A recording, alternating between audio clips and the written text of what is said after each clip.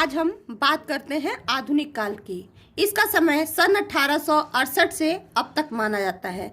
इसमें अलग अलग विभाजन इस युग में भी था, युग के अनुसार था। पहला युग था भारतेंदु युग। भारतेंदु युग सन 1868 से 1900 ईस्वी तक माना जाता है। इसके आपको पता ही होगा कि जो जननायक थे वह थे भारतेंदु हरिश्चंद्र जी। भारतेंदु हरिश्चंद्र जी ने इस समय स्वयं तो लिखा और साथ ही अन्य लेखकों को भी लिखने के लिए प्रेरित किया। इस युग में हिंदी गद्य की भाषा खड़ी बोली बन तो रही थी, किंतु काव्यों के क्षेत्र में जो भाषा थी अभी तक ब्रज भाषा ही थी। इस समय शांत रस, वीर रस और श्रृंगार रस से युक्त रचनाएं हमको देखने को मिलती हैं। इस युग की जो हमें प्रवृत्तियां देखने को मिलती हैं उसमें देश प्रेम, भक्ति भावना और श्रृंगार का निरूपण हमें देखने को मिलता है। इस युग के सबसे प्रसिद्ध जो कवि हुए वह भारतेंदु हरिश्चंद्र जी हुए। भारतेंदु हरिश्चंद्र जी, इनकी रचनाओं में प्रसिद्ध रचनाएं हैं प्रेम फुलवारी, प्रेम सरोवर आदि। इस युग में दूसरे लेखक जो प्रसिद्ध हैं वह है श्रीधर पाठक, जिनकी प्रसिद्ध रचना है कश्मीर सुषमा। इसके अतिरिक्त बद्रीनारायण चौधरी, प्रेमघन, जगमोहन सिंह आदि लेखक इस युग के प्रमुख काव्य लेखकों के रूप में माने जाते हैं। भारतेंदु युग पर भक्ति काल और रीति काल का संयुक्त रूप से प्रभाव पड़ा। अगला जो काल है वह द्विवेदी युग है। द्विवेदी युग में जो भाषा थी वह पूर्णतः खड़ी बोली के रूपित हो गई। इसी कारण इस युग को जागरण काल या सुधार काल के नाम से भी हम जाना जाता है।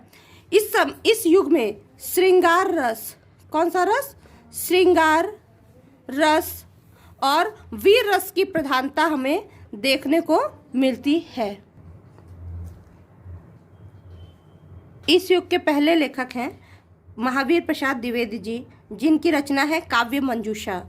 अयोध्या सिंह उपाध्याय जी हैं, जिनकी प्रिय प्रवास, वैदेही वनवास रचनाएं प्रसिद्ध हैं। अगले हैं मैथिली शरण गुप्त, जिनकी सबसे प्रसिद्ध रचना साकेत है। इसके अतिरिक्त जगन्नाथ दास रत्नाकर, जिनकी गंगा लहरी है, रामनरेश त्रिपाठी आदि प्रमुख कवि हैं। इस युग में भारत की प्राचीन गाथाओं का काव्य के रूप में निरूपण किया गया। इसी कारण इसे जागरण काल या सुधार काल भी कहते हैं। आगे जो युग है वो छायावादोत्तर युग के नाम से जाना जाता है। इस युग में प्रगतिवाद, प्रयोगवाद और नई कविता के युग के रूप में हम विभक्त कर सकते हैं, जिसमें प्रगतिवादी कवियों में रामधारी सिंह दिनकर, जिनकी रचना है कुरुक्षेत्र, मुक्तिबोध की चांद का मुख टेढ़ा है। अज्ञेय जी इस युग के सबसे प्रवर्तक कवियों के रूप में प्रमुख है। इसमें इनका पूरा नाम है सच्चिदानंद हीरानंद वात्स्यायन अज्ञेय। इनकी रचना आंगन के पार द्वार और नदी के द्वीप हैं। ये प्रगतिवादी युग के कवियों में अपना महत्वपूर्ण स्थान रखते हैं। इस युग की कविता में जो रस था वह श्रृंगार रस, करुण रस, विभत्स रस और शांत रस की प्रमुखता में देखने को मिलती है।